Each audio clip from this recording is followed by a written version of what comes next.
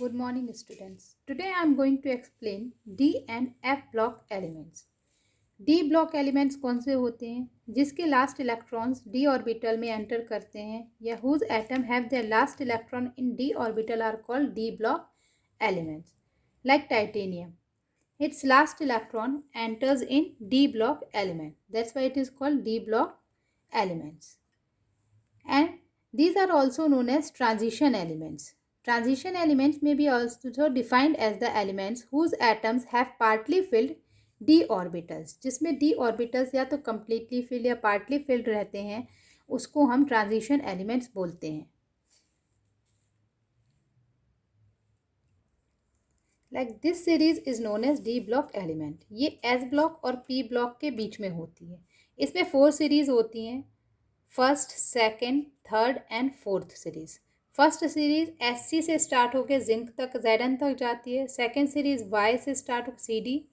Third series La 57 to Hg mercury 80 and third series actinium से शुरू होकर UB यूनिबियम तक जाती है. तो इसमें डी ब्लॉक एलिमेंट्स में 4 ट्रांजिशन सीरीज होती है. First transition series, second transition series, third transition series and fourth transition series. D block elements का general electronic configuration n-1 d1 to 10 and ns1 to 2 होता है. फर्स्ट ट्रांजिशन सीरीज 3D तक जाती है. Second transition series 4D block तक जाती है. Third 5D and fourth transition series moves to 6D. Next one is the characteristics. They are less reactive than metals.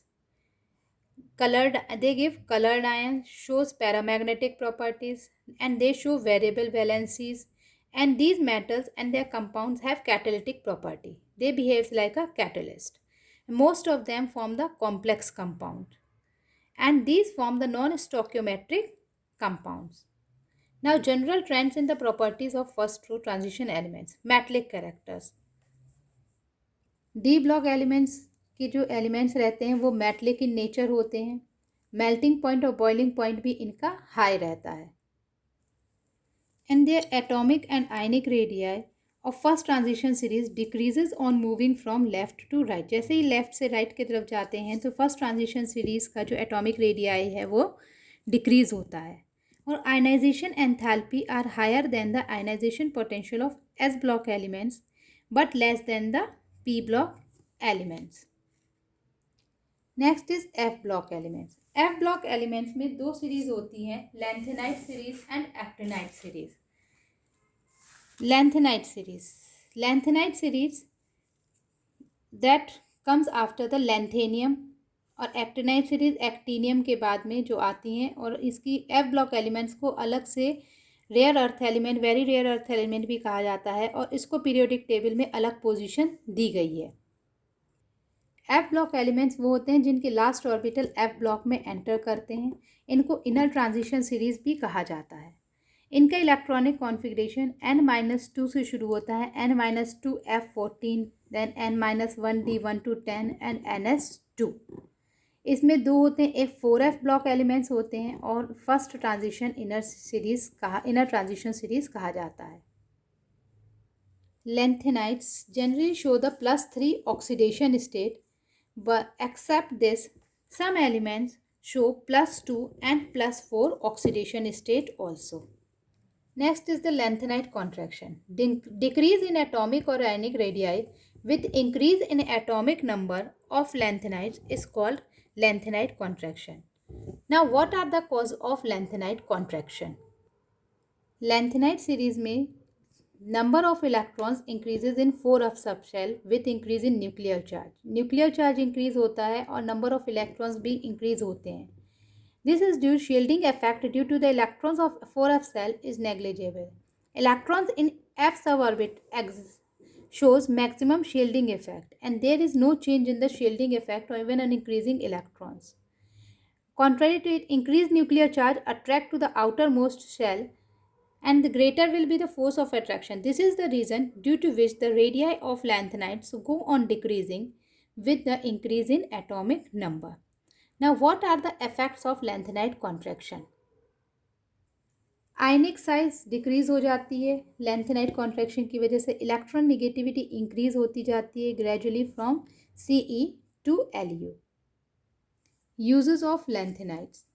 Lanthanide का use bullet, shell और lighter flint में किया जाता है and it is used to produce very low temperature polished glass, and some lanthanide oxides are used as phosphor in fluorescing surface.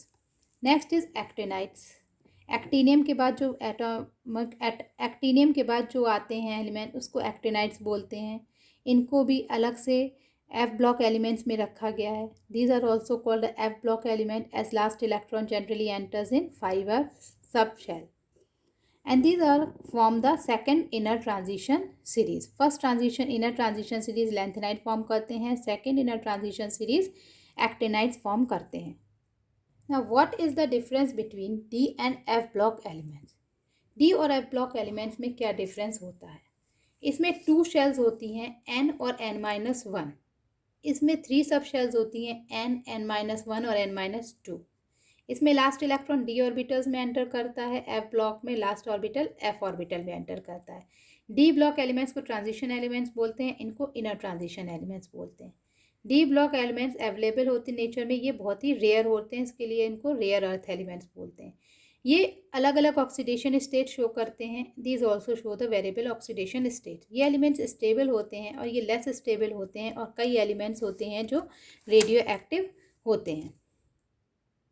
अब lanthanide और actinides के बीच में क्या डिफरेंस होता है? लैंथेनाइड्स +3 ऑक्सीडेशन स्टेट शो करते हैं, mainly N+2 and +4 in few compounds.